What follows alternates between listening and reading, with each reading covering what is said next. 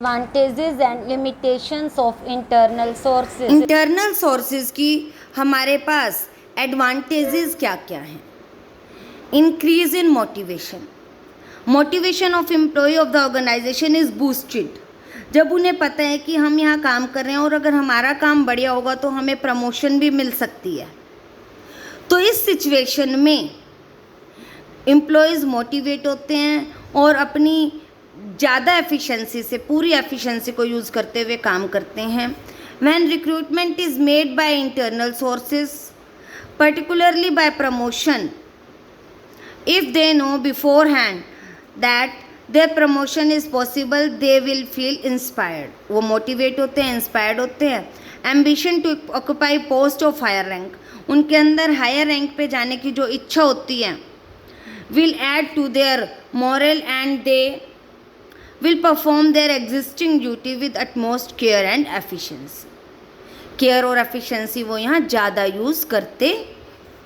Industrial piece, जब employer और employee के बीच में एम्प्लॉई ज़्यादा एफिशिएंसी यूज़ कर रहे हैं, उन्हें अपने एम्प्लॉयर पे भरोसा है कि हमें प्रमोशन मिल जाएगा, तो इससे उनमें मतभेद होने की, डिस्प्यूट्स होने के चांसेस कम रहते हैं और औद्योगिक शांति की स्थापना होती है।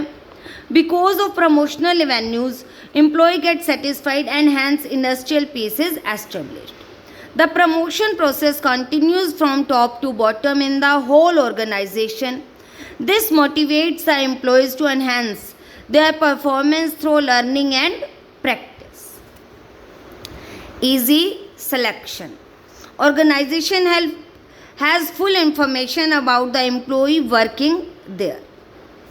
जो ऑर्गेनाइजेशन है उनके पास जो लोग वहाँ काम कर रहे हैं उनके बारे में फुल इंफॉर्मेशन होती है, इसीलिए सिलेक्शन के काम इजी हो जाते हैं और ज़्यादा रिस्क भी नहीं रहता। नो नीड ऑफ इंट्रोडक्शन या induction. Induction means acquaint the employees with their job, उसको जॉब के बारे में समझाना, बताना। And the organisation in the source of recruitment, और जो लोग हमारी ऑर्गेनाइजेशन में पहले से ही हैं तो उन्हें पता है कि उनके हायर रैंक के जो एम्प्लॉई हैं, जैसे अब एक सुपरिटेंडेंट को पता है कि उसका डिपार्टमेंटल जो मैनेजर है वो उसकी क्या क्या ड्यूटीज़ हैं, वो किस तरह से अपने कामों को करता है, तो अगर हम उस सुपरिटेंडेंट को डिपार्टमेंटल मैनेजर बनाएंगे तो हमें उसे काम को समझाने की ज़्यादा ज़रूरत नहीं पड़ेगी। Hence there is no need to induction in this case. लेकिन अगर कोई बाहर से हम डिपार्टमेंटल मैनेजर को अपॉइंट करेंगे तो हमें उसे पूरा काम समझाना भी पड़ेगा।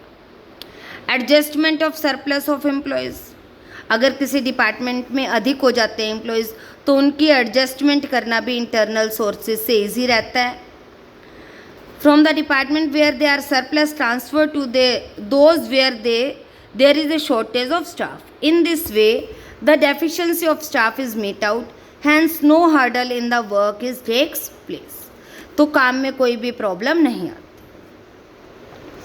Economical source. It is the most economical source because the organization does not have to spend any amount on search of sources of recruitment. ये सस्ता साधन भी है क्योंकि ऐसा करने से हमें ज़्यादा पैसा भी खर्च नहीं करना पड़ता। No does it have waste time on long selection process भी ज़्यादा लंबा नहीं रहता। Moreover such employ do not require much training, और उनको ट्रेनिंग की भी ज़रूरत नहीं पड़ती। तो ये हर तरह से इकोनॉमिक सोर्स भी माना गया है। बट जिस भी चीज़ के इतने फ़ायदे होते हैं, कहीं ना कहीं उनकी कुछ सीमाएं भी होती हैं। तो इंटरनल सोर्सेज की सीमाएं या लिमिटेशंस क्या हैं? Following are the limitations of internal sources of recruitment. Stops the entry of young blood.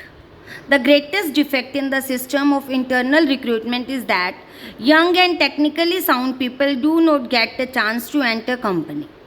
जो नए लोग हैं वो कंपनी में एंटर नहीं कर पाते। जो लेटेस्ट टेक्निक्स हैं, मॉडर्न टेक्निक्स हैं, वो भी फिर कंपनी जल्दी से अडॉप्ट नहीं कर पाती क्योंकि पुराने लोग पुराने तरीक़ों से ही काम करते रहते हैं। एम्प्लॉयज़ बिकेम लेथार्जिक, आलसी हो जाते हैं।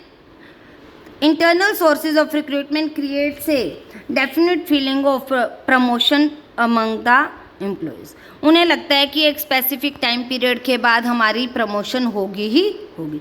This feeling make them lethargic and it affect the performance. इसलिए वो अपनी परफॉर्मेंस को ज़्यादा बेटर करने की कोशिश भी नहीं करते। Not available in new organisation. Recruitment through this source is possible only in the previously established organisation. ये सोर्स सिर्फ पुराने ऑर्गेनाइजेशन में ही काम कर सकता है। अगर नए ऑर्गेनाइजेशन को हमने एस्टेब्लिश करना है तो एक्सटर्नल सोर्सेज ही अडॉप्ट करने पड़ेंगे। Sense of competition among employees hampered. Sense of competition is aroused when one is confronted with the better qualified employees. अगर हम बेटर क्वालिफाइड एम्प्लॉयज के साथ कंपटीशन करेंगे तो ही हम और आगे जा पाएंगे और ज़्यादा सीख पाएंगे। But this recruitment system hinders the entry of better qualified employees. ये नए लोगों को, बेटर क्वालिफाइड लोगों को ऑर्गेनाइजेशन में आने ही नहीं देता। Therefore the employees do not get a chance of any competition. तो कॉम्पिटिशन भी बढ़िया नहीं रहता। Frequent transfer hit productivity negatively. In this source of recruitment employees are frequently transferred. जो एम्प्लॉयज़ हैं वो ट्रांसफ़र हो जाते हैं। This does not allow them an opportunity to become efficient in any single job. जो फ्रीक्वेंट ट्रांसफ़र हैं, जो employees की नेगेटिविटी है वो बढ़ती है। यहाँ ट्रांसफ़र के कारण वो किसी एक काम में एक्सपर्ट नहीं हो पाते। Consequently the productivity in organisation get lowered. तो कभी वो किस डिपार्टमेंट में काम करें, कभी कहीं करें, तो इससे उनकी जो टोटल ऑर्गेनाइजेशन की प्रोडक्टिविटी है वो भी लो हो जाती है।